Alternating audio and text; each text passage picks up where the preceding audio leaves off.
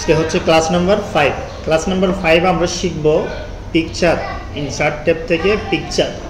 আমরা যে কোনো সিবি ডিজাইন করলে, সিবি লেখা কমপ্লিট হলে ওখানে যদি কোনো ছবি অ্যাড করতে হয় বা কোনো ম্যাগাজিনে যদি কোনো ছবি অ্যাড করতে হয়, সেই ছবিগুলো কীভাবে অ্যাড করবো সেই বিষয় নিয়ে হচ্ছে আজকে ক্লাস। তো আমরা পিকচারে গেলে এখানে আমাদেরকে সরাসরি কম্পিউটারের ফোল্ডারে নিয়ে যাচ্ছে। কম্পিউটারের ফোল্ডারের মধ্যে আমরা যেই ফোল্ডার থেকে ছবিটা নেব, বিশেষ করে ডেস্কটপ বা ডকুমেন্টস, ডাউনলোড, এই ফোল্ডারগুলোতে আমাদের ছবি থাকে। তো এখান থেকে আমি একটা ছবি নিব, যে কোনো একটা ছবি নিব, ডাউনলোড থেকে নিই। এখানে অনেকগুলো ছবি দেখা যাচ্ছে, এই ছবিটা আমি নিলাম, এটাকে ইনসার্ট করে নিলাম। তো ছবিটা এখানে নিয়ে আসার পরে প্রাথমিকভাবে দেখা যাচ্ছে ছবিটার অনেক বড়, সাইজটা অনেক বড়। এটা আমরা মুভ করতে পারতেছি না, যে এখান থেকে ধরে এদিক সেদিক মুভ করতে পারতেছি না। তাহলে যে কোনো পিকচার আনার পর আমরা প্রথম যে কাজটা করব সেটা হচ্ছে রাফ টেক্সট। এখানে একটা রাফ টেক্সট অপশন থাকবে, এখানে এই যে এরকম একটা আইকন থাকবে, এই যে শিয়ালের মতো একটা আইকন দেখা যাচ্ছে, এটা। এখান থেকে আমরা ইন ফ্রন্ট অফ টেক্সট, এই অপশনটা আমাদেরকে অন করে দিতে হবে প্রথমেই যে কোনো ছবি আনার পরে, তাহলে আমরা ছবিটাকে মুভ করতে পারবো। আর যদি এটা না করি আমাদের ছবিটা যেখানে নিয়ে যাবো সেদিক থেকে লেখাগুলো চলে যাবে, আমাদের অনেকগুলো প্রবলেম হবে করতে। তো এখন আমরা ছবিটাকে বড় ছোটো করতে হলে এক পাশ থেকে করব না, এক পাশ থেকে করলে ছবির রেজুলেশন নষ্ট হয়ে যাবে। আমি আনডু করতেছি। এটা ছবি বড় ছোটো করতে হলে আমাদেরকে কর্নার থেকে, ঠিক কর্নার থেকে করতে হবে, যাতে চার পাশ থেকে সমানভাবে বড় ছোটো হয়। এখন ছবিটা আনার পরে, যে কোনো একটা ছবি আনার পরে আমাদের এখানে একটা নতুন ট্যাব বের হবে, সেটার নাম হচ্ছে ফরম্যাট, যেটা আমাদের টেবিলেও ছিল, শেপের মধ্যেও থাকবে। সব কিছু আলাদাভাবে কোনো একটা কাজ যখন আমরা নিয়ে আসবো, ওইটার কাজ করার জন্য এখানে একটা ট্যাব আছে, সেটার নাম হচ্ছে ফরম্যাট। ফরম্যাটের মধ্যে আমরা পাবো এখানে ছবির যতগুলা কাজ করতে হয়, ছবিটাকে লাইটিং করা, বড় ছোটো করা, ডিজাইন করার সব কাজগুলো। তো আমরা প্রাথমিকভাবে এখানে ছবির সাইজ দেখা যাচ্ছে, এখান থেকে আমরা ছবি ছোটো বড় করতে পারি, এই কাজটা আমরা টেনেও করতে পারি। এখন এরপরে আছে ক্রপ। ক্রপে ক্লিক করলে এখানে ছবির চারপাশে ক্রপের কতগুলো অ্যাঙ্গেল চলে আসতেছে। এই অ্যাঙ্গেলগুলোতে আমরা যখন মাউস পয়েন্টার নিয়ে যাব, সেমভাবে আমাদের মাউস পয়েন্টারটা ক্রপের মতো হয়ে যাবে। তো এখন যদি আমরা মাউস পয়েন্টার চেপে ধরে এটাকে নিয়ে আসি, যতটুকু নিয়ে আসবো ততটুকু ক্রপ হচ্ছে। সেমভাবে এদিক থেকে যদি আমি এক পাশ থেকে আনলে এক পাশ থেকে হবে, নিচ থেকে আনলে নিচ থেকে হবে, যে উপর থেকে। এভাবে আমরা ছবিটাকে ক্রপ করে নিতে পারবো যতটুকু আমার দরকার। এদিকে আমার একটু বেশি লাগবে, একটু আবার এদিকে নিয়ে গেলাম। কাজ শেষ হলে আমরা বাইরে ক্লিক করব অথবা কিবোর্ড থেকে এন্টার দিব, তাহলে আমাদের ওখান থেকে ক্রপিংটা চলে যাবে। তো এটা হচ্ছে কোনো বড় ছবিকে ক্রপ করে ছোটো করার নিয়ম। তাহলে প্রথমত আমরা যে কোনো ছবি নিয়ে আসলে, আমি প্রথম থেকে আবার বলি, যে কোনো ছবি নিয়ে আসলে ইনসার্টে গেলাম, ইনসার্ট থেকে একটা ছবি নিয়ে আসলাম। ছবিটা আনার পরে আমাদের প্রথম কাজ কি, ছবিটাকে এই ফরম্যাট অপশন চলে আসবে, ফরম্যাট অপশন থেকে ইন ফ্রন্ট অফ টেক্সট করা। এটা না করলে আমরা ছবির কাজ করতে পারবো না, এটা হচ্ছে মেন। এরপর আমরা ছবিটাকে মুভ করতে পারবো। এটাকে বিভিন্ন অ্যাঙ্গেলে ঘুরাইতে হলে এখানে রোটেট অপশন পাবো, রোটেট করে নিব, বড় ছোটো করে নিব। এ হচ্ছে যে কোনো ছবি আনার পরে প্রথম কাজ। এরপরে ছবিটা ক্রপ করা এবং ছবিটার মধ্যে এখান থেকে স্টাইল দেওয়া। এখানে রেডিমেড কতগুলো স্টাইল দেখা যাচ্ছে, এই স্টাইলগুলো আমরা ব্যবহার করতে পারবো। তো প্রাথমিকভাবে আমরা এই টাইপের নর্মাল যে স্টাইলগুলো আছে এগুলোই ব্যবহার করি। তো এরপর এখানে ছবির মধ্যে বর্ডার দেওয়ার অপশন আছে, যেটা আমরা নিজেরাই নিজেদের মতো করে দিতে পারি বর্ডার। তো এরপর হচ্ছে ছবির কালার। এখান থেকে ছবিটা যদি একটু লাইটিং করতে চাই, এখান থেকে কালার চেঞ্জ করতে পারবো। এই কাজগুলা এখানে কালার অ্যাডজাস্টমেন্টের যে কাজগুলো আছে, প্রত্যেকটা জিনিসে ক্লিক করে করে নিজেদেরকেই করতে হবে। এটা কালার কারেকশন, যদি ছবিগুলো যদি একটু অন্ধকার টাইপের হয়, আমরা এখান থেকে কালারটা হাইলাইট করে দিব কারেকশন করে। জি, ছবিটা নর্মালি একরকম ছিল, আমি যখন এই যে এখানে মাউস পয়েন্টার নিয়ে আসছি অনেকটা ক্লিয়ার হয়ে গেছে। তো এভাবে আমরা একটা ছবি নিয়ে আসার পরে এই যাবতীয় কাজগুলো এখান থেকে করব। এখন আমাদেরকে পাসপোর্ট সাইজের করে ছবি বানায় নিয়ে আসতে হবে সিভিতে বসানোর জন্য। আমরা যদি কোনো একটা ছবি তুলি, সেটা পাসপোর্ট সাইজ থাকবে না, ওইটাকে পাসপোর্ট সাইজ করে নিতে হবে। যেমন আমরা একটা পাসপোর্ট সাইজ ছবি করতে হলে প্রথমে যে কাজটা করতে হবে, আমাদেরকে মোবাইলে বা কম্পিউটারে ক্রোম ব্রাউজারে যেতে হবে। আমরা মোবাইল বা কম্পিউটারে ক্রোম ব্রাউজারে যাব। ক্রোম ব্রাউজারে গিয়ে আমরা এখান থেকে নিউ একটা ট্যাব নিয়ে গুগল, আমরা এটা তো পারি না, গুগলে সার্চ করা তো পারি। এখানে আমরা লিখব রিমুভ বিজি, এটা ফাইলের মধ্যে লিখে আছে remove.bg, এটুকু লিখে সার্চ দিলে remove.bg সরাসরি ওয়েবসাইটে চলে আসবে। যদি প্রথমে গুগলে আসে আমরা ক্লিক করে ঢুকে যাব।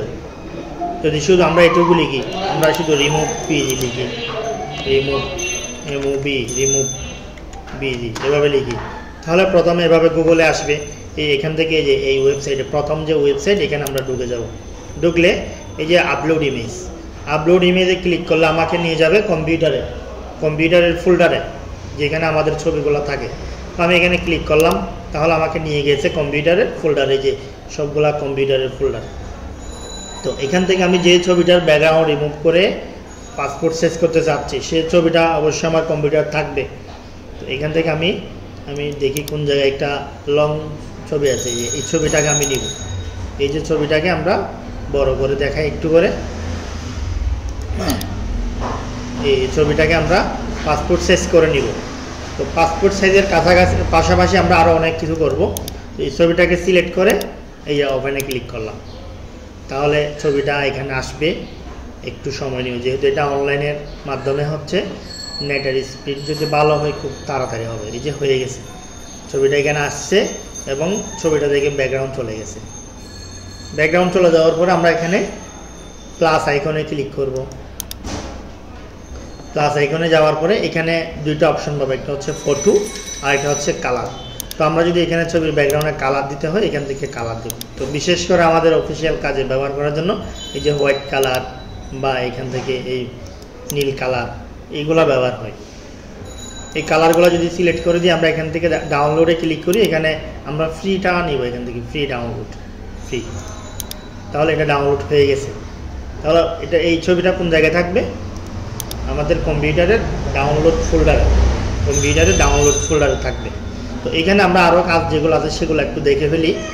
রিমুভ বিজির মধ্যে কোনো একটা ছবি আপলোড করার পরে এটা আমরা প্রথমে কিভাবে এখানে ছবি ফটোসের এখানে আমরা পাবো ছবির বিভিন্ন ব্যাকগ্রাউন্ড। এই যে এই ধরনের ব্যাকগ্রাউন্ড, এখানে অনেকগুলা ব্যাকগ্রাউন্ড আছে। আমরা চাইলে এখান থেকে রেডিমেড যে ব্যাকগ্রাউন্ডগুলো আছে এগুলো ব্যবহার করে আমাদের পার্সোনাল কাজে ব্যবহার করতে পারবো। যে এগুলা ব্যাকগ্রাউন্ড যেগুলো আমরা কোথায় স্টুডিওর মধ্যে দেখি, স্টুডিওর মধ্যে যে বিভিন্ন ব্যাকগ্রাউন্ড ব্যবহার করে সিনারি ব্যবহার করে, ওরকম সিনারি। এখন একটা সিনারি আমার পছন্দ আছে, যেটা আমার কম্পিউটার আছে, সেটা যদি এখানে ব্যাকগ্রাউন্ডে দিতে চাই, তাহলে প্রথম একটা প্লাস আইকন পাবো।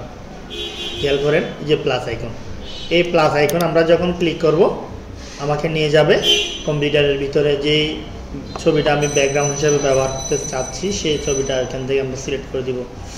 যেমন এই যে এখানে যাই, এখান থেকে যে কোনো একটা ব্যাকগ্রাউন্ড, যেমন আমি এই যে আমাদের এই যে লিফলেটটাকে ব্যাকগ্রাউন্ড হিসেবে দিচ্ছি, এটাকে সিলেক্ট করলাম অফ। তাহলে একটু সময় নিয়ে এই যে লিফলেটটা এখানে চলে আসবে, এই ছবির ব্যাকগ্রাউন্ডে লিফলেটটা বসে যাবে। একটু দেখেন, হ্যাঁ চলে আসছে না? এটা হচ্ছে বাহিরের থেকে কোনো একটা ব্যাকগ্রাউন্ড নিয়ে এসে ওইটাকে আমার পিছনে ব্যাকগ্রাউন্ডে বসিয়ে দেওয়া। তো যে কোনো ব্যাকগ্রাউন্ড যখন বসাইব, ওই ব্যাকগ্রাউন্ডের মধ্যে আমরা চাইলে ব্লার অ্যাড করতে পারি। ব্লার অ্যাড করার জন্য আমরা এখান থেকে বের হয়ে যাব, ক্লোজ করে দিলাম। এখানে আছে ইরেজ এবং ইফেক্ট, এই দুটো অপশন আছে। ইরেজ ওখানে আমরা যাব না, আমাদের যে ইফেক্ট থেকে একটু কাজ দেখি। ইফেক্টসে যাব, এখানে ব্লারটা অন করলাম। অন করার সাথে সাথে অটোমেটিক্যালি পিছনের যে ব্যাকগ্রাউন্ডটা ওটা ব্লার হয়ে গেছে। আমরা যদি আরেকটু বেশি ব্লার দিতে চাই, এটাকে একটু বাড়িয়ে দিব। এটা যত বেশি দিব ব্লারটা তত বেশি হবে, যদি ব্লার কমাই দিই একদম থাকবে না। তো এইগুলা হচ্ছে ব্লার, এখানে শেডো আছে। এইগুলা আমাদের পার্সোনাল কাজে ব্যবহার করতে পারবো। ছবি ব্যাকগ্রাউন্ড রিমুভ করে অন্য কোনো ব্যাকগ্রাউন্ড বসিয়ে ছবিটা আমাদের কাজে ব্যবহার করবো। তাহলে আমাদের মূল কাজে যে জিনিসটা লাগতেছিল সেটা হচ্ছে ছবির কালার। ব্যাকগ্রাউন্ডে একটা কালার দিলাম, দিয়ে এটাকে আমরা ডাউনলোড করে নিলাম। তো এখন আমরা আমাদের এখানের কাজ শেষ। তাহলে এখান থেকে আমরা বের হয়ে যাব, ক্লোজ করে দিতে পারি বা মিনিমাইজ করে এখান থেকে রাখতে পারি। মিনিমাইজ করে দিলাম, আমরা আমাদের কাজে চলে আসলাম। এখানে আমি ছবিটাকে পাসপোর্ট সাইজ করে বসাবো। এই যে এখানে কার্সরটা রেখে আমি এখানে যাচ্ছি ইনসার্ট মেনুতে, এরপরে এখান থেকে পিকচার থেকে যাবো, ওই যে ডাউনলোড ফোল্ডারে অটোমেটিক্যালি চলে আসছে। ডাউনলোড থেকে ছবিটাকে সিলেক্ট করে দিলাম এবং এখান থেকে ইনসার্টে ক্লিক করার পরে ছবিটা এখানে চলে আসছে, কিন্তু ছবিটা অনেক বড়। তো এটাকে প্রথমে কি করতে হবে বলেন তো? হ্যাঁ, রাফ টেক্সট থেকে এখান থেকে আমরা ইন ফ্রন্ট অফ টেক্সট এই অপশনটা অন করে দিব। এরপরে এটাকে আমরা ক্রপ করে নিব। ক্রপ করার জন্য ক্রপ টুলে যাব, এরপরে কর্নার থেকে আমি টেনে এই পাশে এইটুকু নিলাম, এরপরে নিচ থেকে আমরা এইভাবে নিব।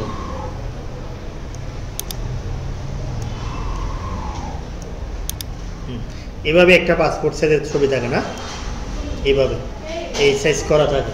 তো আমরা কাজ শেষ হলে বাইরে ক্লিক করব বা এন্টার দিব। এখন আমরা অরিজিনাল যে পাসপোর্টের সাইজ ওইটা যদি দিতে চাই, এখান থেকে উল্লেখ করে দিতে হবে যে এখানে আছে হাইট, এখানে আছে ওয়েট। আমরা হাইটটা হচ্ছে 1.91, একটা পাসপোর্ট সাইজের হাইট হয় 1.91, 1.9 দিলে হয়ে যাবে 1.9।